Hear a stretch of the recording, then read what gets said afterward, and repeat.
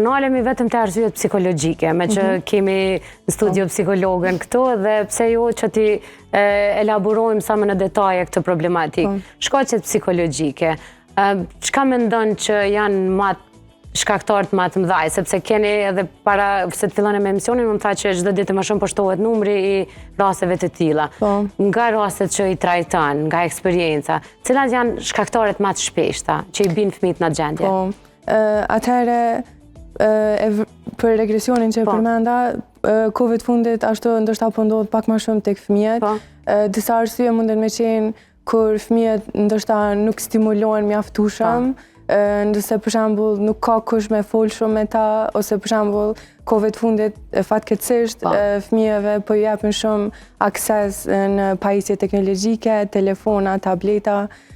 Tani aty fëmijët po ekspozohen edhe ndaj gjuhëve të tjera. Kjo pastaj mundet me ndiku që edhe fëmijët, domethënë mos me zhvillu tani edhe gjuhën shqipe, e zhvillojnë gjuhën angleze ose ndonjë gjuhë tjetër.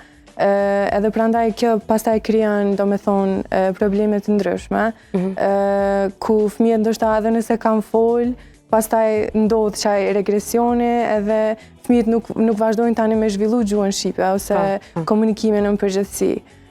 Domethënë prandaj është e rëndësishme që edhe në shtëpi edhe domethënë njerëz për rreth me qenë ambienti sa ma stimulues, edhe njerëzit me folë sa ma shumë me fëmijët, edhe mos mi ekspozu shumë ndaj domethënë pajisjeve teknologjike, po me komuniku ma shumë me ta. Po, a mendon që këto raste, ose të paktën nga eksperienca juaj, këto raste më shumë janë tek fëmijët që qëndrojnë në shtëpi, apo tek fëmijët që vijojnë kopshtet?